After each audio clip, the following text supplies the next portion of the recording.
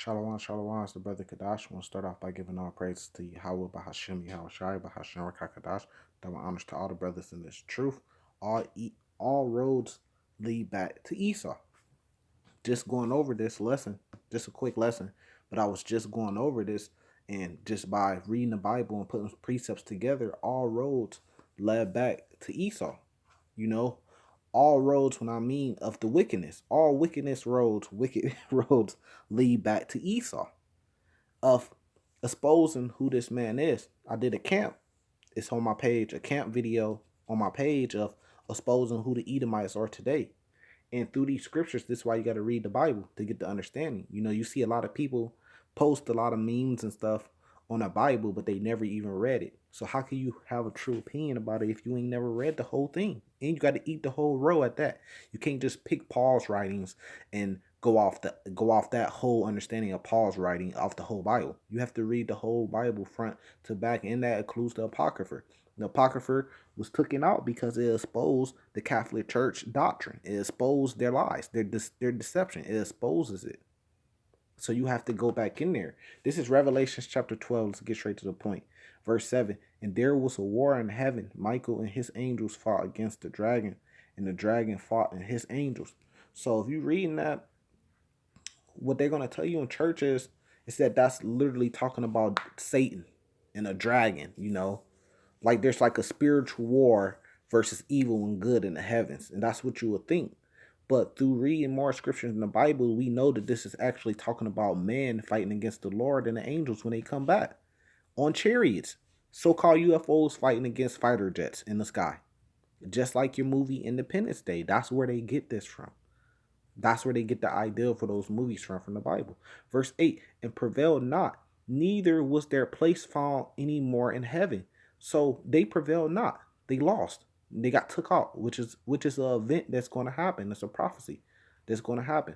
The great dragon, which is the same dragon, right?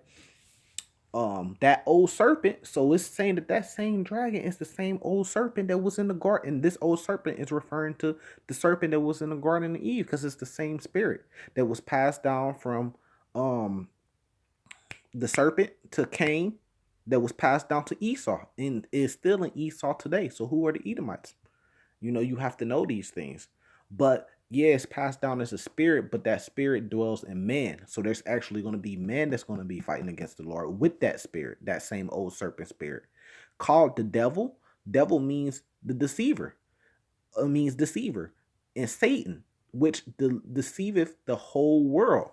And that goes into your different churches. They're a part of that. That's a part of that deception. They deceive the whole world into you thinking that during the time of Adam and Eve, the serpent was an actual serpent when it was a man. They deceive you, deceive the world by telling you it's good versus evil spirits that's gonna be fighting. They're not telling you the truth. It says he was cast out into the earth and his angels were cast out with him. Why? Because they're going to lose when they fight the Lord when they come back. So how do I know that this is actually talking about a man, right? Well, first of all, words like in their place found any more in heaven. There is referring to, you know, a man, a human. That old serpent, it says, and he was cast out into the earth. He and his angels. So what actual serpent or what actual dragon, like an actual dragon, has angels?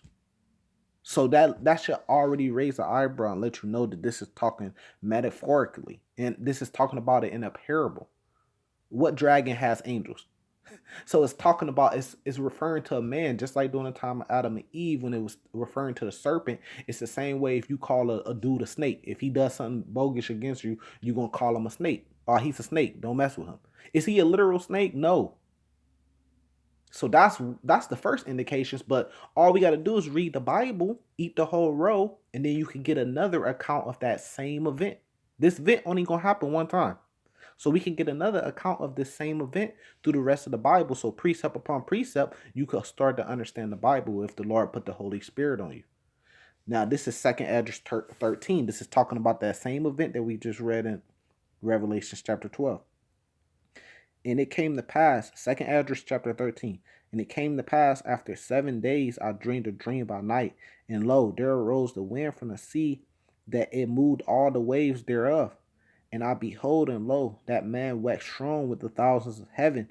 And when he turned his countenance to look, all things trembled that were seen under him. So this is the Lord coming back. It's talking about a gigantic chariot that he's on. Now look, it's gonna prove it. And whensoever the voice went out his mouth, they all burned up that heard his voice, like the earth filleth when he filleth the fire. And after this I beheld, and lo, there was gathered together a multitude of men out of the number. So right here it's saying there was gathered together a multitude of men out of number from the four winds of the heaven to subdue the man that came out the sea. So the sea is just talking about the upper heavens, which is just talking about space. So the Lord is coming back, and there's gathered to a multitude of men that really can't even be numbered because there's so many men.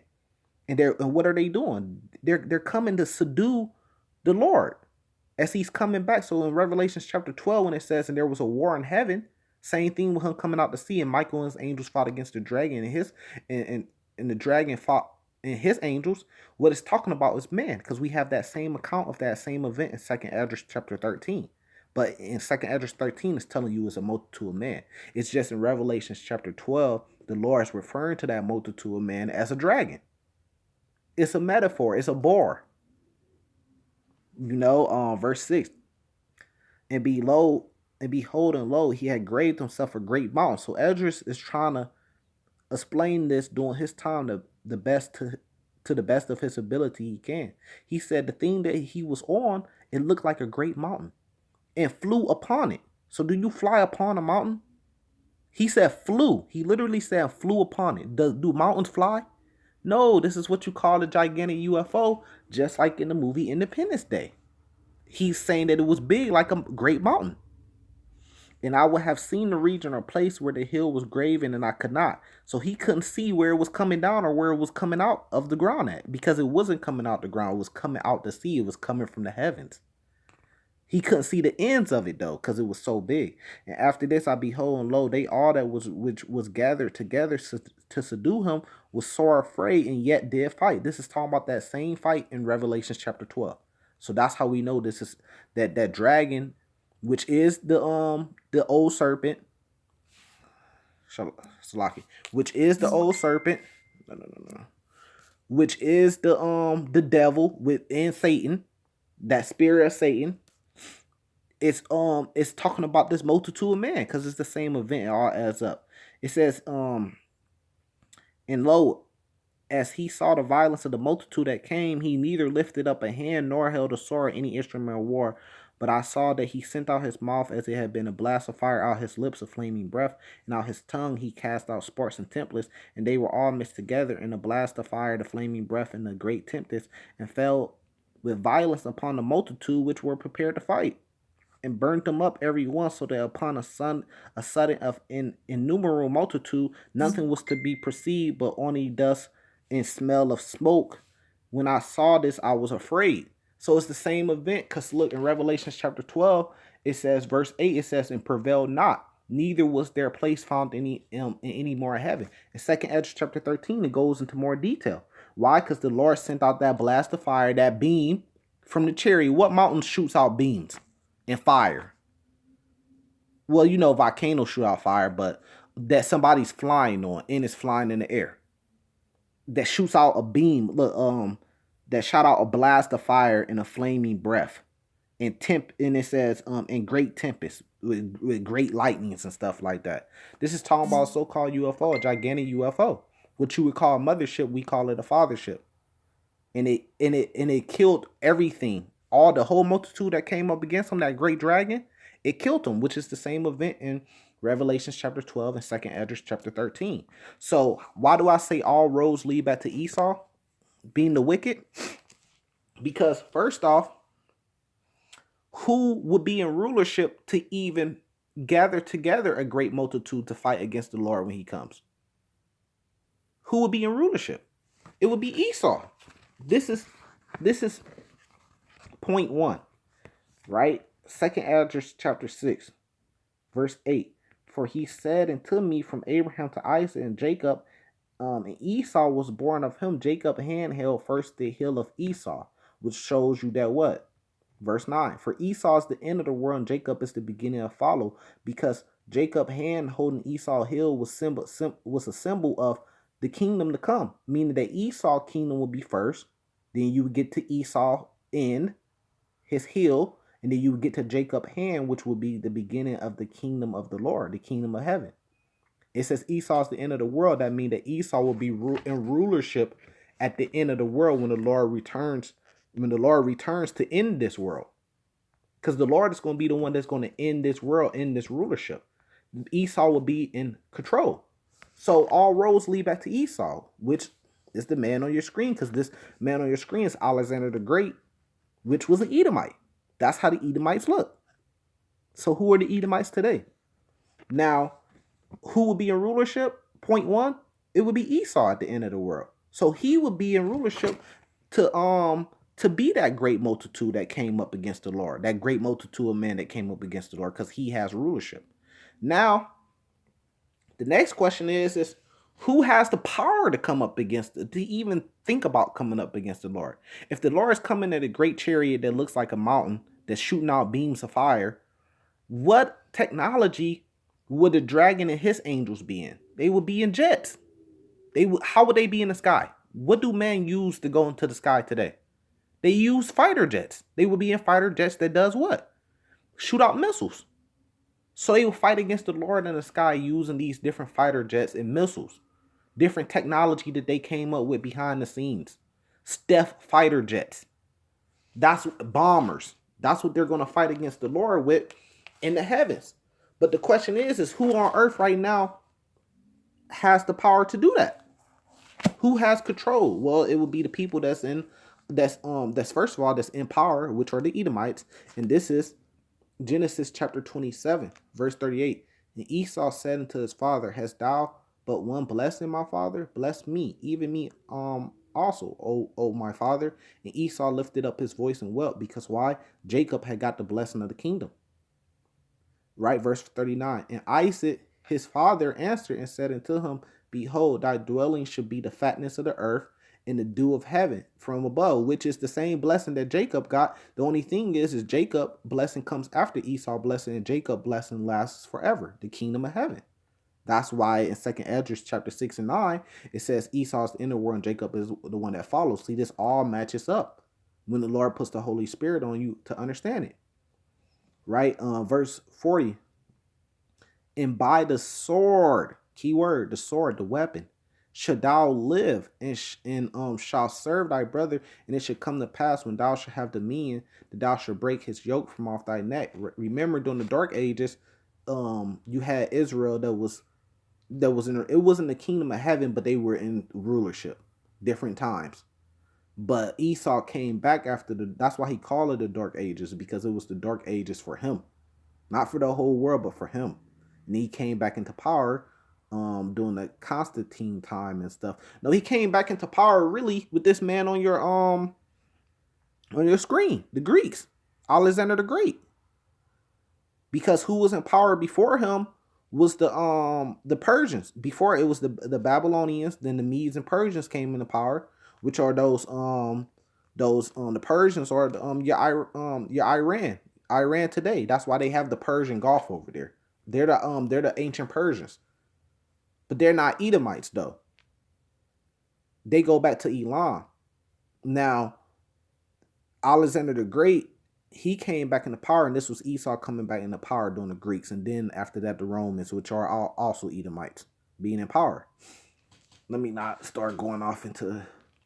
Let me try to stay on track. But this is thing though. It says, and Esau hated Jacob because of his blessing wherewith his father blessed him. And Esau said in his heart, the days of mourning for my father are at hand. Then will I slay my brother Jacob. And that's how it always been for Esau. He always wanted to slay Jacob. That's why you see Esau has the Israelites in captivity to this day. Who's the common enemy between the Native Americans, the Aztecs, which are the Hispanics, and the so-called Negroes? Who's the common enemy? Who subdued and conquered all those different people, which are Israelites? The Edomites did. So this goes all the way back. This is biblical. This is how we can understand what's going on by reading this Bible. That's why this is the greatest book on earth, the #1 selling book on earth. How could you despise the book if you ain't even never read it?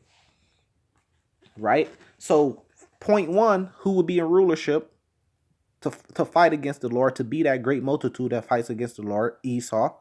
That road leads back to Esau. Second, who would have the technology and the ability to even go up in the heavens and fight against the Lord? Esau, because he was blessed with the sword, and your fighter jets and your missiles and rockets and all that, that's the sword. Esau. And now, on a spiritual sense, who would even be wicked enough to do something like that? Here, let me grab. Who would even be wicked enough to put it in a mind to think, to say, oh, I'm going to go fight against the Lord or fight against aliens that's coming back to take over the earth? Who would even try to do something like that? This is Malachi chapter 1, verse 1. The burden of the word of the Lord of Israel by Malachi.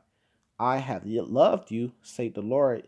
Yet ye say, wherein hast thou loved us? Was not Esau Jacob's brother, saith the Lord? Yet I loved Jacob, and I hated Esau, and laid his mountains and his heritage waste for the dragon of the wilderness. Whereas Edom say, we are a promise, but we will return and build the desolate places, which they did.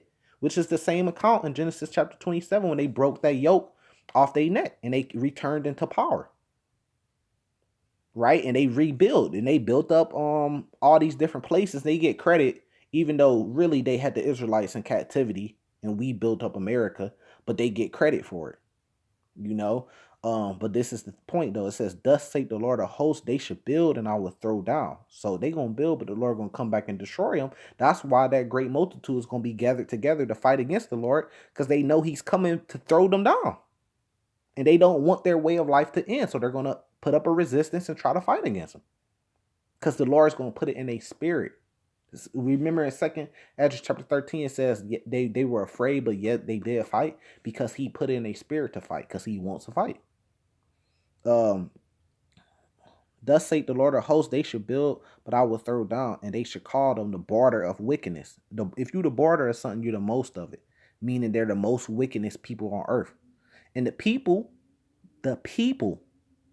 not the spirits and the soul. No, he says the people against who the Lord has indignation forever. So when he say I hated Esau and I love Jacob, does that mean that he just preferred Jacob more than Esau? No, it means he literally hates him. In the sense we use the word hate today, because that's what indignation forever means. So who would be in rulership to do it? Esau. Who would have the technology to be that great multitude to fight against the Lord? Esau. Right? And who's wicked enough to even do something like that, fight against the Lord? Esau. All roads lead back to Esau. So let me go back to here. 2 Thessalonians chapter 2, right? Verse 3. Let no man deceive you by any means. They deceived you, going back to with the Catholic Church and stuff like that. For that day should not come except there come a falling away first, and that man of sin be revealed. Who's going to be the man of sin? Wouldn't it be the most wickedest people on earth, the border of wickedness? The Edomites, the son of perdition, and to even prove that even further, who opposes and exalteth himself above all that is called God. Who does that on earth?